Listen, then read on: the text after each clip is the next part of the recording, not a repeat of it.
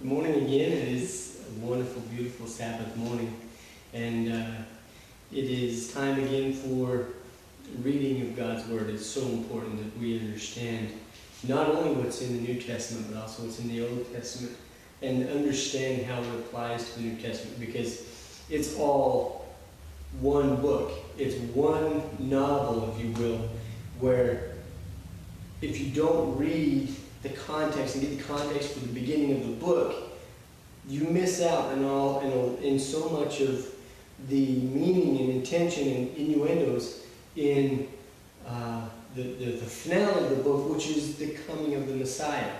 So it's like watching a movie, a superhero movie, and you skip all the character development and all the character origins, and you go straight to the finale, the finale where the hero beats the bad guy.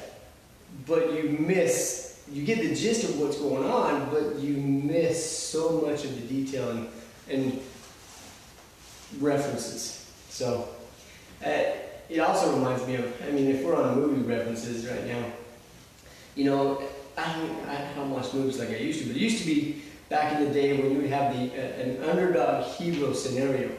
At the very beginning of the movie, the underdog hero would have this special move or this special secret. Let's say he's really good with knives. He's a fantastic knife fighter, but throughout the whole movie, no knives are involved. It's all about guns and fighting. But then at the very end, he's backed in a corner, he's about to be defeated by the villain, and he pulls out a sly knife. And in your head, oh, I get it.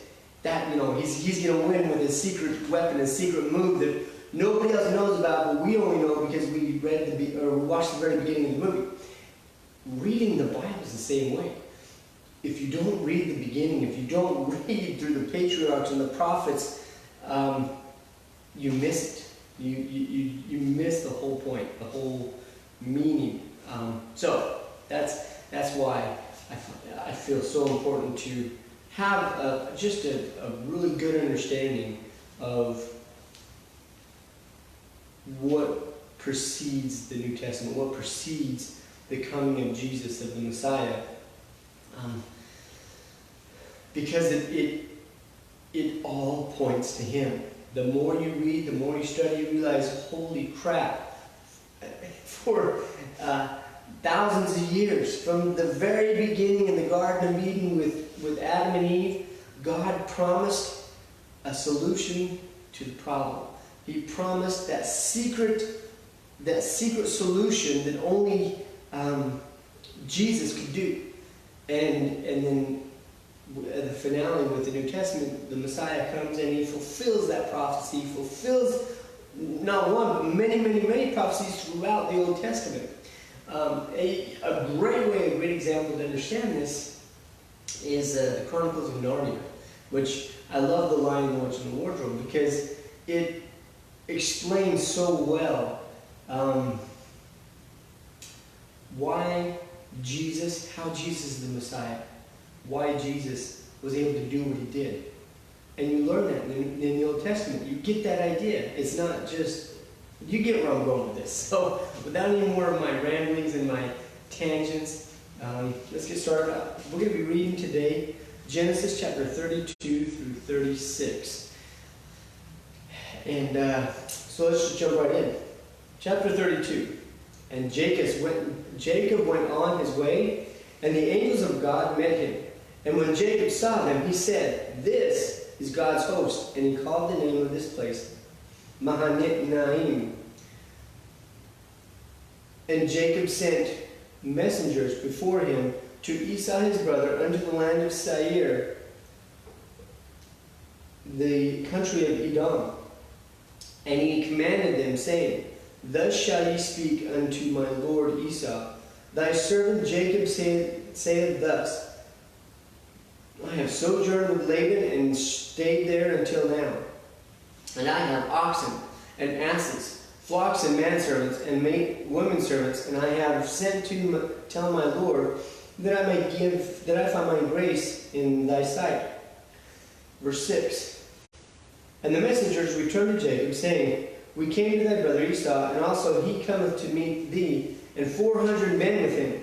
Then Jacob was greatly afraid and distressed, and he divided the people that was with him, and the flocks and the herds and the camels into 2 bands, and said, If Esau come to the one company and smite it, then the other company which is left shall escape. And Jacob said, O my God and my father Abraham, and God of my father Isaac, the Lord which saidst unto me, Return unto thy country and to thy kindred, and I will deal well with thee. I am not worthy of the least of all the mercies, and of all the truth which thou hast showed unto thy servant.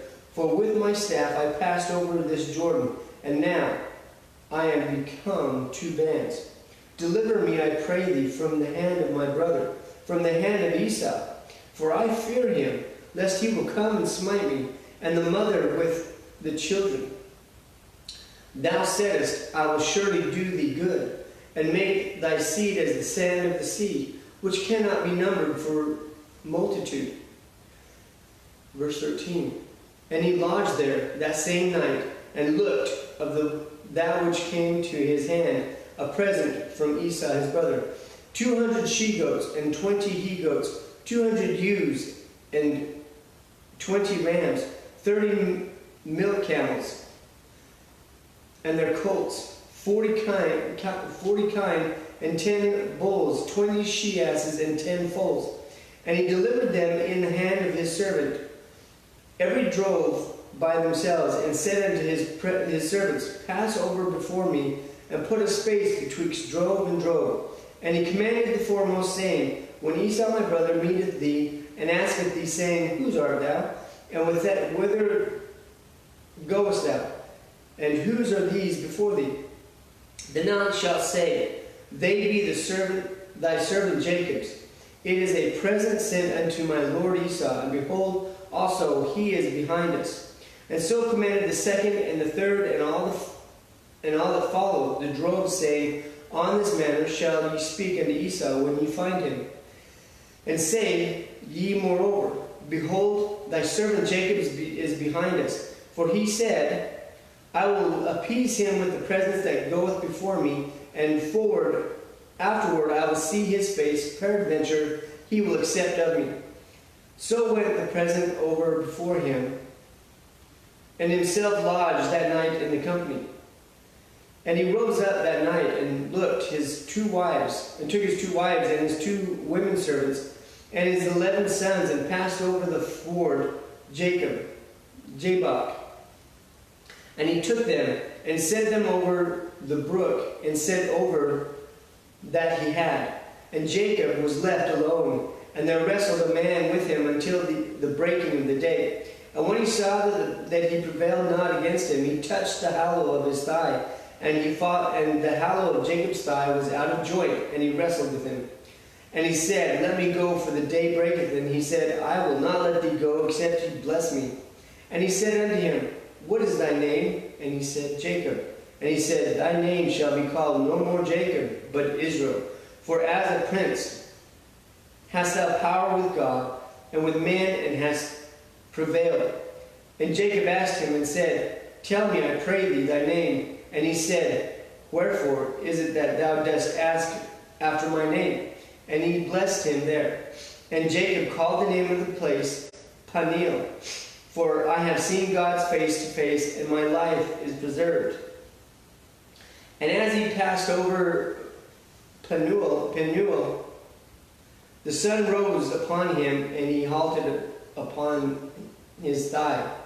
Therefore the children of Israel eat not the sinew which shrank, which is upon the hollow of the thigh, unto this day, because touched the hollow of Jacob's thigh in the sinew that shrank. And Jacob lifted up his eyes and looked, and behold, Esau came, and with him 400 men. And he divided the children unto Leah, and unto Rachel, and unto the 2 handmaids. And he put the handmaids and their children foremost, and Leah her children after, and Rachel and Joseph hindermost. And he passed over before them, and bowed himself to the ground 7 times, until he came near his brother. And Esau ran to meet him, and embraced him, and fell on his neck, and kissed him, and they wept. And he lifted up his eyes, and saw the women and the children, and said, Who are those with thee? And he said, The children which God hath graciously given thy servant. And then the handmaidens came near, they and their children, and they bowed themselves. And Leah also with her children came near, and bowed themselves. And after came Joseph near, and Rachel, and they bowed themselves. And he said, What meanest thou by all this drove which I met? And he said, These are to find grace in the sight of my Lord. And Esau said, I have enough, my brother. Keep that thou hast unto thyself. And Jacob said, Nay, I pray thee, if now I have found grace in thy sight, then receive my present at my hand.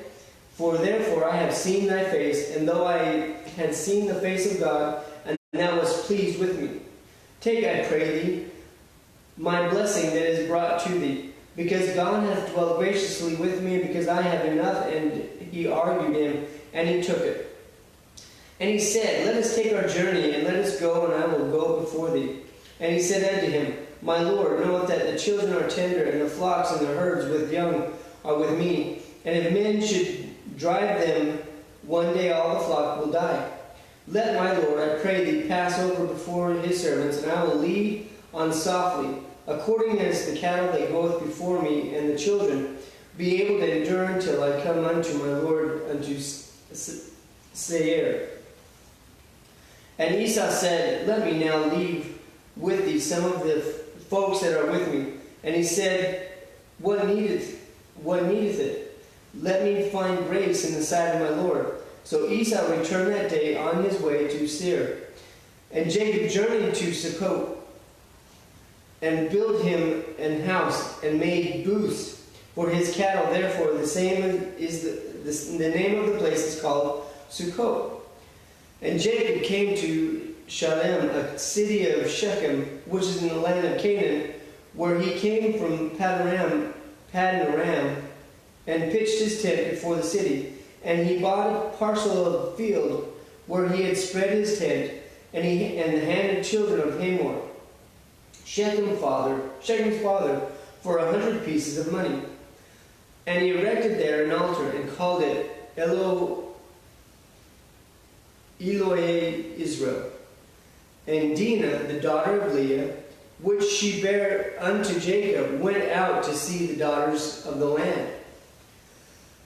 And when Shechem, the son of Hamor, the Hivite, prince of the country, saw her, he took her, and lay with her, and defiled her. And his soul clave unto Dinah, the daughter of Jacob, and he loved the damsel, and spake kindly unto the damsel. And Shechem spake unto his father Hamor, saying, Give me this damsel to wife.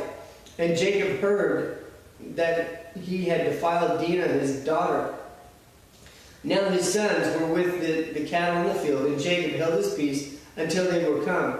And Hamor, the father of Shechem, went out unto Jacob to commune with him.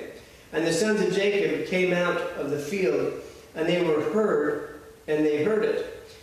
And the men were grieved, and they were very wroth, because he had wrought folly in Israel in lying with Jacob's daughter, which thing ought not to be done. And Hamor communed with them, saying, The soul of my son Shechem longeth for your daughter. I pray you, give her him to wife.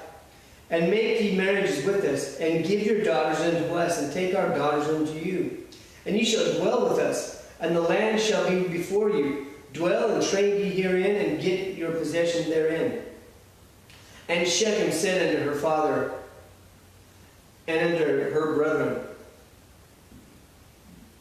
Let me find grace in your eyes, and what ye shall say unto me I will give.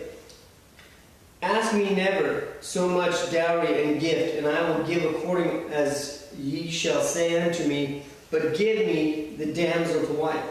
And the sons of Jacob answered Shechem and Hamor his father deceitfully and said, because he had delivered Dinah their sister.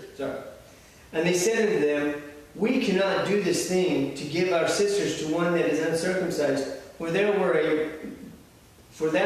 a reproach unto us. But in this will we consent unto you, if you will be as we be, that every male of you be circumcised. Then will you give our daughters unto you, and we will take your daughters to us, and we will dwell with you, and we will become one people. But if you will not hearken unto us to be circumcised, then will we take our daughters, and we will be gone. And their words pleased Hamor and Shechem and Hamor's son. And the young man deferred not to do the thing which he had delighted in Jacob's daughter. And he was more honorable than all the house of his father. And Hamor and Shechem his son came unto the gate of their city, and communed with the men of their city, saying, these men are peaceable with us. Therefore, let them dwell in the land, and trade therein, for the land, behold, it is large enough for them. Let us take their daughters to us for wives, and let us give them our daughters. Only wherein will the men consent unto us to dwell with us, to be one people, in every male among us to be circumcised as they are circumcised? Shall not their cattle and their substance and every beast of theirs be ours? Only let us consent unto them, and they will dwell with us. And unto Hamor and unto Shechem his son hearkened all that went out of the gate of his city. And every male was circumcised, all that went out of the gate of this city. Verse 25. And it came to pass on the third day, when they were sore, that two of the sons of Jacob, Simeon and Levi, Dinah's brethren, took each man his sword, and came upon the city boldly, and slew all the males. And they slew Hamor and Shechem his son with the edge of the sword, and took Dinah out of Shechem's house, and went out. The sons of Jacob came upon the slain, and spoiled the city, because they had defiled their sister.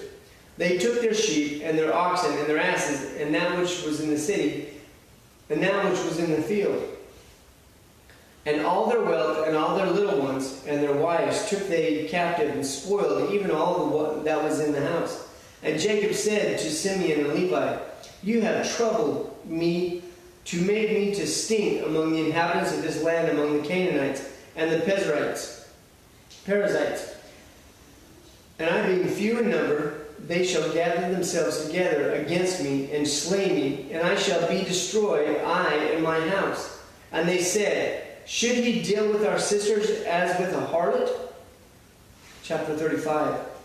And God said unto Jacob, arise, go up to Bethel, and dwell there, and make there an altar unto God that appeared unto thee when thou fleddest from the face of Esau thy brother. Then Jacob said unto his household, and to all that were with him, put away the strange gods that are among you, and be clean, and change your garments. And let us arise and go up to Bethel, and I will make thee an altar unto God, who answered me in the days of my distress, and was with me in the way which I went. And they gave unto Jacob all the strange gods which were in their hand, and all their earrings which were in their ears. And Jacob hid them under the oak which was by Shechem. And they journeyed, and the terror of God was upon the cities that were round about them, and they did not pursue after the sons of Jacob. So Jacob came to Luz, which is in the land of Canaan, but in Bethel, he and all the people that were there with him. And he built there an altar, and called the place El Bethel, because there God appeared unto him when he fled from the face of his brother.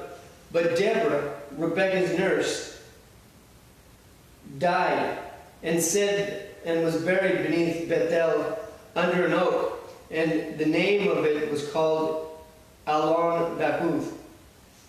Verse 9. And God appeared unto Jacob again when he came out of Padanaram, and blessed him. And God said unto him, thy name is Jacob, and and thy name shall not be called any more Jacob, but Israel shall be thy name. And he called his name Israel. And God said unto him, I am God Almighty. Be fruitful and multiply. A nation and a company of nations shall be of thee, and kings shall come out of thy loins. And the land which I gave Abraham and Isaac, to thee I will give it, and to thy seed after thee will I give the land. And God went up from him in the place where he talked with him. And Jacob set up a pillar in the place where he talked with him, even a pillar of stone. And he poured a drink offering thereon, and he poured oil thereon. And Jacob called the name of the place where God spake with him, Bethel. And they journeyed from Bethel, and there was but a little way to come to Ephrath. And Rachel travailed, and she had hard labor. And it came to pass, when she was in hard labor, that the midwife said unto her, Fear not, thou shalt have this son also. And it came to pass, as her soul was in departing, for she died, that she called this name Ben-Ani, but his father called him Benjamin. And Rachel died and was buried in the way of Ephrath, which is in Bethlehem. And Jacob set a pillar upon her grave. That is the pillar of Rachel's grave unto this day. And Israel journeyed and spread his tent beyond the tower of Edar. And it came to pass, when Israel dwelt in that land, that Reuben went and lay with Bilhah, his father's concubine, and Israel heard it. Now the sons of Jacob were 12. The sons of Leah, Reuben, Jacob's firstborn, and Simeon, and Levi, and Judah, and Issachar, and Zebulun. The sons of Rachel, Joseph and Benjamin. And the sons of Bilhah, Rachel's handmaiden, Dan and Naphtali. And the sons of Zilpah, Leah's handmaid, Gad and Asher. These are the sons of Jacob, which were born to him in Paddan Aram. And Jacob came unto Isaac his father, unto Mamre, unto the city of Arba, which is in Hebron, where Abraham and Isaac sojourned. And the days of Isaac were 180 years. And Isaac gave up the ghost and died, and was gathered unto his people, being old and full of days, and his son Esau and Jacob buried him. Chapter 36. Now these are the generations of Esau, who is Edom. Esau took his wives of the daughters of Canaan, Adah and the daughter of Elon the Hittite, and Aholibamah, the daughter of Anah, the daughter of Zibeon the Hivite, and Beshemith, Ishmael's daughter, sister of Nebaioth. And Adah bare to Esau Eliphaz, and Bashmath, and Ruel. And Aholibamah bare Jush, and Yalem, and Korah. These are the sons of Esau, which he bore unto him in the land of Canaan. And Esau took his wives, and his sons, and his daughters, and all the persons of his house, and his cattle, and all his beasts, and all his substance, which he had got in the land of Canaan, and went into the country from the face of his brother Jacob. For their riches were more than they had might dwell together, and the land wherein they were strangers could not bear them because of their cattle. Thus dwelt Esau in Mount Seir. Esau is Edom. And these are the generations of Esau, the father of the Edomites in Mount Seir. These are the names of Esau's sons: Eliphaz the son of Adah, the wife of Esau; Reuel the son of Bashemeth, the wife of Esau. And the son of Eliphaz were Taman, Omar, Zepho, and Gatam, and Kenaz. And Timah was concubine to Eliphaz, Esau's son, and she bare to Eliphaz Amalek. These were the sons of Adah, Esau's wife. And these are the sons of Reuel, Nahath, and Zerath, Shema, and Mitzah. These were the sons of Bashmath, Esau's wife. And these were the sons of Aholibamah, the daughter of Anah, the daughter of Zibeon, Esau's wife, and she bare to Esau Jeush, and Yalem, and Korah. Verse 15. These were the dukes of the sons of Esau, and the sons of Eliphaz, and the firstborn son of Esau, Duke Timon, Duke Omar, Duke Zippo, Duke Kenaz, Duke Korah, Duke Gadam, Duke Amalek. These are the dukes that came of Eliphaz in the land of Edom. These were the sons of Edah. And these are the sons of Raul, Esau's son, Duke Nahaleth, Duke Zara, Duke Shammah, Duke Mitzah. These are the dukes that came of ruled the land of Edom. These are the sons of Beshmath, Esau's wife. And these are the sons of Aholibamah, Esau's wife, Duke Jush, Duke Jalam, Duke Korah. These were the dukes that came of the Aholibamah, the daughter of Anah, Esau's wife. These are the sons of Esau, who is Edom, and these are their dukes. These are the sons of Seir, the Horite, who inhabited the land, Lotan, and Shebal, and Zebion, and Anah, and Dishon, and Ezer, and Dishon. These are the dukes of the Horites, the children of Seir in the land of Edom. And the children of Lotan, here Hori and Heman, and Lotan's sister was Timah.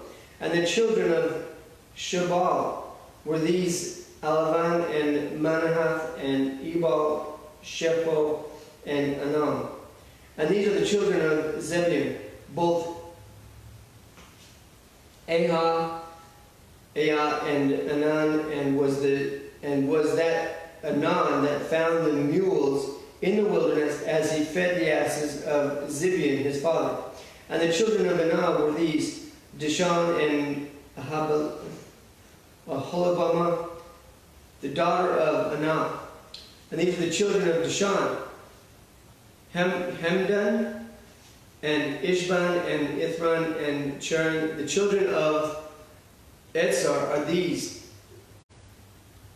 Bilhah, Zavan, and Achan.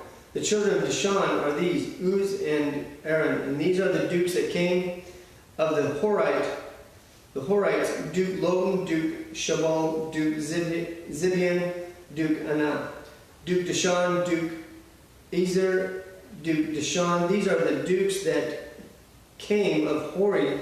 Among their dukes is in the land of Seir. Verse 31. And these are the kings that reigned in the land of Edom, before they reigned any kings over the children of Israel.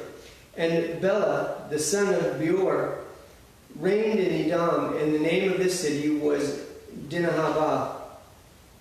And Bela died, and Jabab, the son of Zerah of Bozar, reigned in his stead. And Jabab died, and Husham of the land of Tamani reigned in his stead. And Husham died, and Hadad, the son of Bedad, who smote Midian in the field of Moab, reigned in his stead. And the name of his city was Avith. And Hadad died, and Samlah of Mazarachah reigned in his stead. And Samlah died, and Saul of Rehoboth by the river reigned in his stead. And Saul died, and Baalhanan, the son of Akbar, reigned in his stead. And Baalhanan, the son of Akbar, died, and Hadar reigned in his stead, and the name of his city was Pau. And his wife's name was Mehet Abel, and the daughter of Matred, the daughter of Mezhab.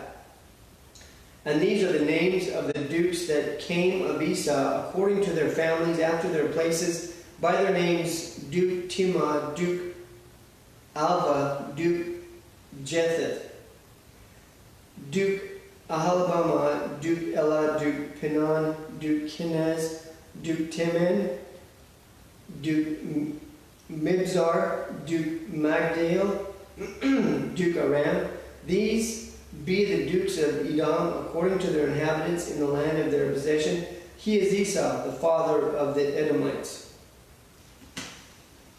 What a mouthful. Holy cow. And if you want, we see this often, especially in the Old Testament, genealogies, family trees. It's all about family trees. They're very specific about that, and there's reasons why. We'll learn once Israel is taken off into Egypt and comes back into the Promised Land, how a lot of these descendants come into play. And for some of these, this is going to be the last time we hear of them. But it's very possible that when Moses sat down and wrote these, or when the children of Israel sat down and read these genealogies, they knew who these people were, but that information has been lost to us.